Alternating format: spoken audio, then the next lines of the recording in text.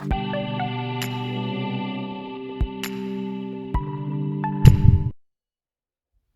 guys, welcome to another fairy tale video.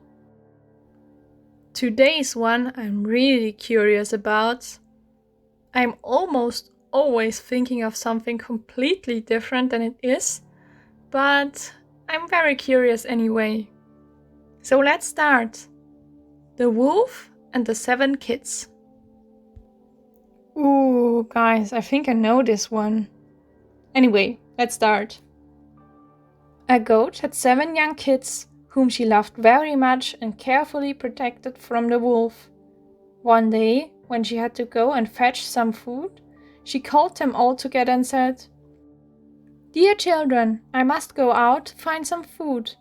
So be on your guard against the wolf and don't let him inside. Pay close attention because he often disguises himself, but you can recognize him right away by his gruff voice and black paws. Protect yourselves. If he gets into the house, he'll eat you all up." Upon saying this, the goat went on her way, but it was not long before the wolf arrived at the door and called out, "Open up, dear children! I'm your mother and have brought you some beautiful things." But the 7 kids said, "You're not our mother. She has a lovely soft voice and yours is gruff. You're the wolf and we're not going to open the door." The wolf went away to a shopkeeper and bought a big piece of chalk, which he then ate, and it made his voice soft. "Dear children, let me in. I'm your mother, and I have brought something for each one of you." But the wolf had to put his paw on the windowsill, and when the children saw it, they said, "You're not our mother. She doesn't have a black paw like yours. You're the wolf. We're not going to open the door for you." So the wolf ran to a baker and said, "Baker, put some dough on my paws for me." And after that was done, the wolf went to the miller and said, "Sprinkle some white flour on my paws." The miller said no. "If you won't do it, I'll eat you up." So the miller had to do it. Now the wolf went once again to the house door of the 7 kids and said, "Dear children, let me in. I'm your mother, and I've brought something for each one of you."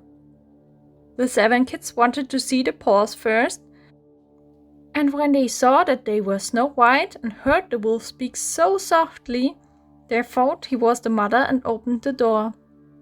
Once the wolf entered, however, they recognized him and quickly hid themselves as best as they could. The first kid stood under the table, the second hid in the bed, the third in the oven, the fourth in the kitchen, the fifth in a cupboard, the sixth under the large washbin, and the 7th in a clock case. However, the wolf found them all and swallowed them, except for the youngest in the clock case, who remained alive.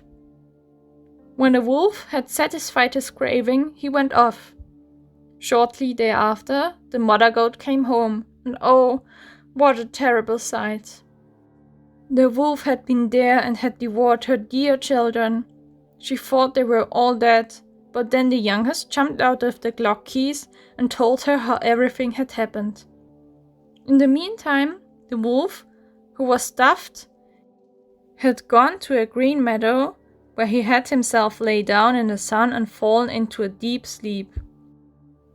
The old goat thought she might still be able to save her children.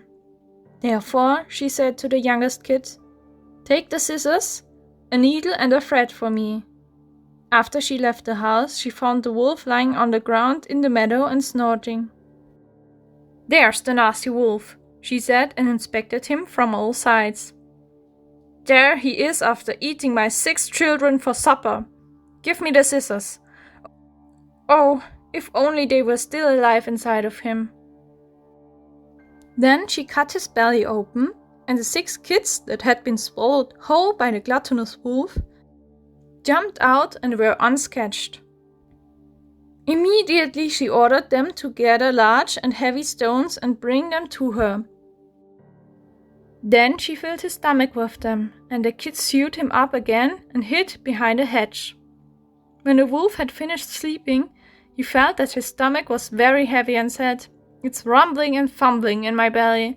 It's rumbling and fumbling in my belly. And I've only eaten 6 kids." He thought he had better have a drink of fresh water to help himself, and he looked for a well. But when he leaned over, he couldn't stand straight because of the stones and fell into the water. When the 7 kids saw this, they came running and danced joyfully around the well. The end. Yeah, guys, I actually know this story. I heard it a lot as a child. I don't know, maybe you all know that too? Write it in the comments. I'm very curious if this is a thing around the world. I know how happy I was for the goats. It's a very interesting story, and I think it should tell children to watch out for strange people who want to hurt them in any way.